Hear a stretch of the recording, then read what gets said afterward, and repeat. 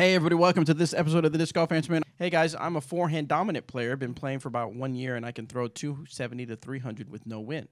Recently I've been trying to work on my backhand. My problem is that on my reach back, I tend to pull from my left shoulder down to my hip, resulting in a bad shot that hits the ground about 50 feet in front of me. Any tips on what I should do? Thank you guys. P.S. Robert is cool. Thank you, Kyle.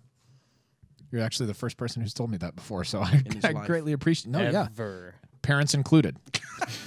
They're usually like, yeah, Robert, you kind of suck, bro. So what do you got for They say bro also. What do you got for Kyle? Oh, what do you think?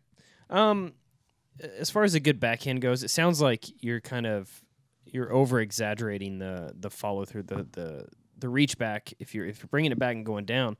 And then he said that he's throwing it into the ground about 50 feet in front of him. That's usually it's either that you're either throwing it directly into the ground or you're sky hyzering it straight up in the air. I see the people throwing it up in the air a lot more than throwing it down, and I'm guessing you're throwing it down more because you're probably releasing it with the nose down. Being a dominant forehand player, you typically will be releasing from lower than you would if you're a dominant backhand player. Really, the best thing to do is get out in the field and just work on that technique over and over, and of course, film yourself throwing it so you can see why you're bringing it back and at what point that you're bringing it back.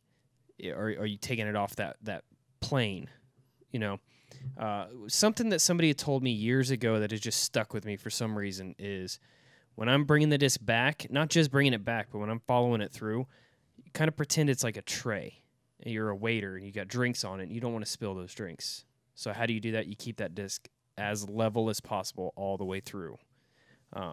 That's something that's really helped me over the years. I've kind of gone away from that method, so to speak, now, the way I bring the disc back. But for starting out and beginning, that's an absolutely wonderful way to kind of envision that in your head so you know to have a nice, level, easy release. And don't try to kill it. Just try to, like we suggested on the neutral flying mids and drivers, just try to... The same discs that Robert mentioned for the forehand are absolutely great for the backhand as well. And don't try to kill it. Don't try to even incorporate a run-up into it yet. Just even little standstill, maybe one step, until you get your mechanics down, and then you can kind of focus on a next step and getting more distance. Yep, I agree. Excellent.